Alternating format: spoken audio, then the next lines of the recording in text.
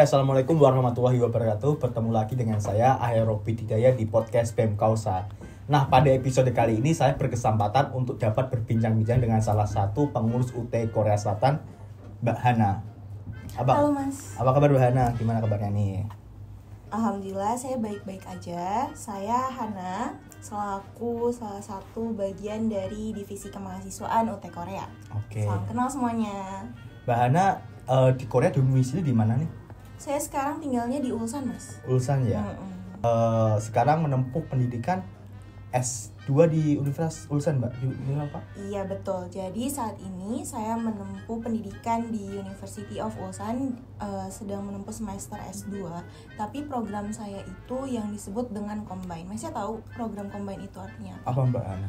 Jadi Combine itu berarti seseorang menempuh masa studinya dari S2 dan S3 yang digabungkan di dalam satu periode gitu.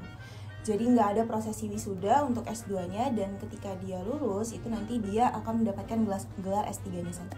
Oh, berarti masuknya S2 tapi nanti wisudanya S3 gitu ya gelarnya? Ya S2 dan S3 Mas, jadi langsung di satu tempat yang sama, di satu periode yang sama. Oh gitu. Jurusan apa Mbak? Saya sekarang menempuh pendidikan di jurusan kimia Mas. Oh, jurusan kimia. Di Indonesianya di universitas mana? Oh, S1-nya? ketika saya sedang menempuh gelar S1 saya bersekolah di UI. Di UI. Universitas Indonesia. Oke. Lalu Mbak Hana ini kok bisa jadi pengurus UT Korea tuh gimana nih ceritanya? Jadi dulu tuh saya sering banget pergi ke restoran-restoran yang ada, restoran Indonesia kan. Yeah. Sebagai contohnya misalkan restoran Mumun. Nah, di situ tuh saya ketemu dengan teman-teman PMI. Dan ketika saya melihat teman-teman PMI yang melakukan pendaftaran di universitas terbuka, itu saya merasa bahwa teman-teman tuh punya semangat yang besar untuk menempuh pendidikannya. Kan keren banget, walaupun mereka sudah bekerja, namun mereka memiliki keinginan untuk menempuh pendidikan dan melanjutkan pendidikannya, di mana ketika orang bekerja kan biasanya skala prioritasnya sudah berubah ya Mas. Iya, betul. Tapi ternyata enggak. Ternyata masih bisa memprioritaskan edukasinya yang dapat membuka peluang-peluang di masa depannya. Jadi saya menjadi salah satu pengurus UT itu dikarenakan saya kagum dengan teman-teman yang menempuh pendidikan di UT Korea Selatan ketika sedang bekerja. Udah berapa tahun sih Mbak sama jadi pengurus? Saya sekarang udah masuk 2 semester Mas. Masuk untuk jadi 2, berarti 1 tahun ya Mbak? Iya, mungkin teman-teman yang waktu tahun kemarin ikut OSMB. Oh iya, online ya? Iya, yang online itu. Iya. Di situ saya menjadi koordinator acara untuk OSMB-nya. Jadi mungkin teman-teman ada yang ingat mungkin. Hana gitu ya. Insya Allah. Oke Mbak Hana. Ya karena kan di sini kan di Korea itu kan nama Hana itu sangat-sangat familiar gitu kan. Ada Hana Bank, Hana apa. Jadi betul sih. Jadi kan maksudnya pasti teman-teman udah tahu Mbak Hana gitu. Oh iya, ada Hana 1, Hana bunga kalau di Jepang ya kan. Iya. Samen sebagai bidang kemahasiswaan itu ngapain aja sih Mbak di kepengurusan UT Korea Selatan? Nah, kalau di kepengurusan UT Korea Selatan, saya sebagai kemahasiswaan itu melakukan registrasi mahasiswa yang lama.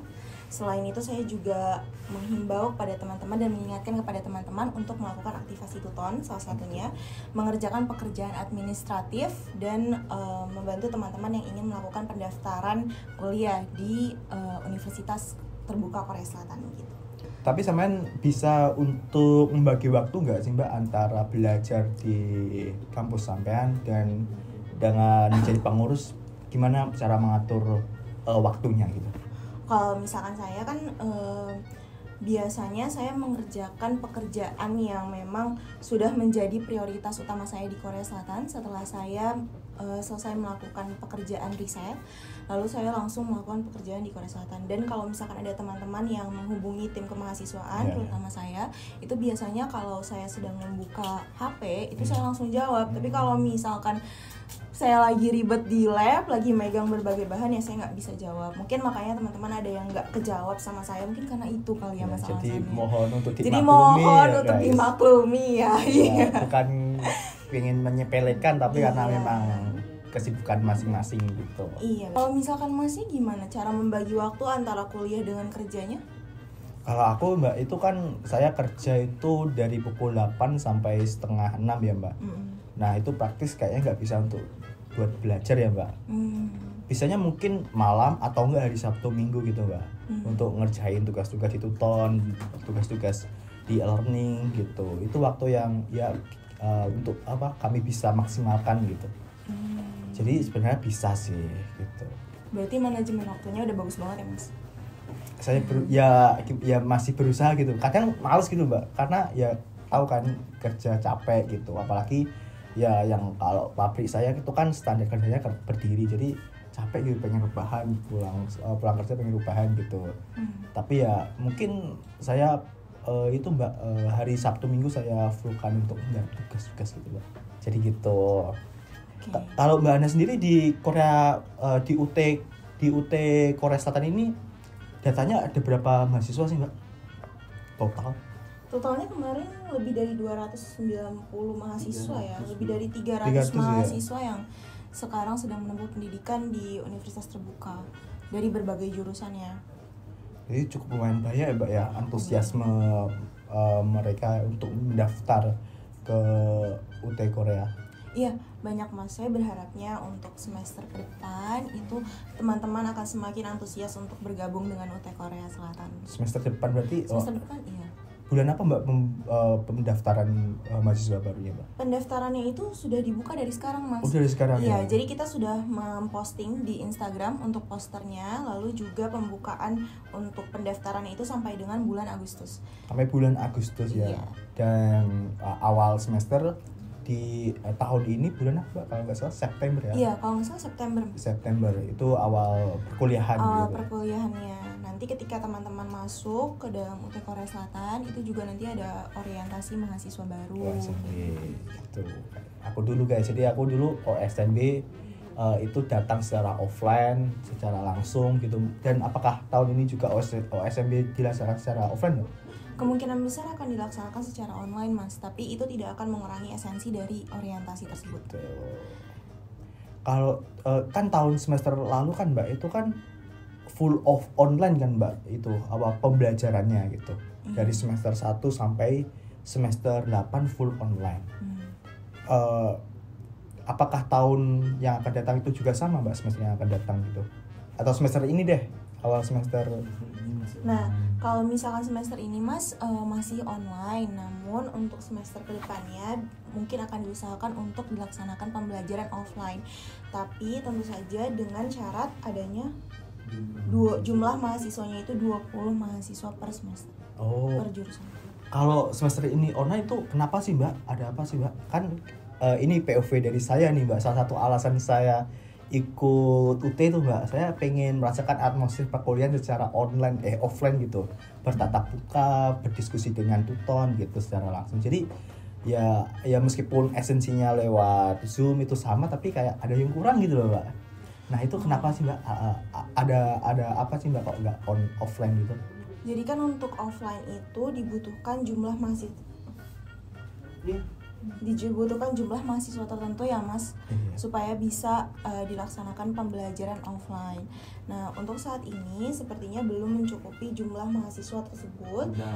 Sudah mencukupi jumlah mahasiswa tersebut, namun situasinya masih belum memungkinkan untuk dilaksanakan pembelajaran offline. Kalau nggak salah itu dulu aku awal semester itu Mbak, itu pembelajaran di Hanyang University itu cukup enak, seru gitu Mbak, ngobrol sih kangen gitu, bertatap muka gitu, berdiskusi. Jadi suasananya itu sangat-sangat memorable gitu bagi aku. Jadi ya saya tentu berharapnya di semester depan tuh offline gitu Mbak. Jadi tolong offline dong Mbak. Kemungkinan besar di semester depan akan dilaksanakan pembelajaran offline ya Mas. Iya. Jadi ditunggu saja, apabila memang sudah memenuhi syarat-syarat akan diusahakan untuk dilaksanakan pembelajaran offline gitu. Kalau di UT Korea Selatan ini sendiri itu ada berapa jurusan sih Mbak yang ditawarkan untuk para diaspora Indonesia untuk dapat menempuh jurusan-jurusan itu Mbak? Ada berapa jurusan sih Mbak? Ada 6 jurusan ya Mas. 6 jurusan ya? Iya, ada ilmu manajemen, ilmu komunikasi, sastra Inggris bidang penerjemahan, ilmu hukum, terus habis itu administrasi bisnis dan ilmu matematika saat ini. Dan sistem informasi.